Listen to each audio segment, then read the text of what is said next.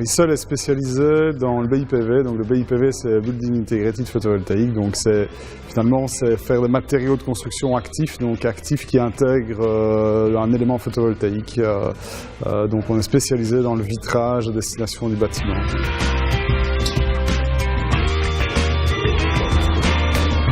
Donc, nous sommes ici au 25e étage de la tour des finances de Liège, sur les toitures techniques, puisqu'on voit ici la charpente métallique qui supporte le vitrage photovoltaïque.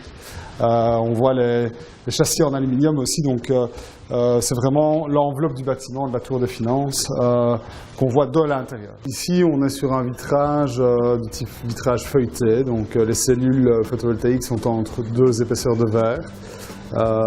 Fatalement un verre clair en face avant, qui laisse passer la lumière.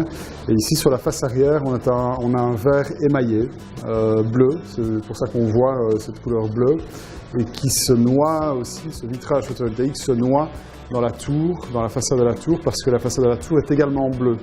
Et donc, de l'extérieur, on est très difficile à distinguer finalement le vitrage photovoltaïque. Donc, comme quoi, on arrive aussi à faire des choses très esthétiques et très proches des matériaux classiques.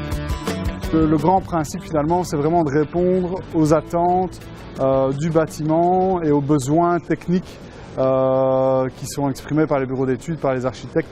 Et on utilise cet élément photovoltaïque, ce verre photovoltaïque finalement, comme un verre tout à fait classique. Et donc on travaille avec les mêmes épaisseurs, on travaille avec les mêmes dimensions, les mêmes systèmes de fixation, de collage. La structure métallique ne change pas parce que c'est un élément photovoltaïque à la place d'un élément non photovoltaïque. Donc c'est vrai qu'avec nos éléments actifs, on vient se substituer aux matériaux de construction classiques, que ce soit en façade, en verrière, en toiture. Donc c'est vraiment sur l'enveloppe du bâtiment et on se focalise sur le bâtiment. Donc, ce matériau de construction, en plus d'assumer déjà une première fonction qui est une fonction de matériau de construction, génère de l'électricité. Cette électricité est valorisée soit quand vous le consommez, soit quand vous le réinjectez sur le réseau. Donc c'est de l'énergie renouvelable. Donc le premier revenu, il vient de là finalement, de l'utilisation de l'énergie créée par le matériau actif.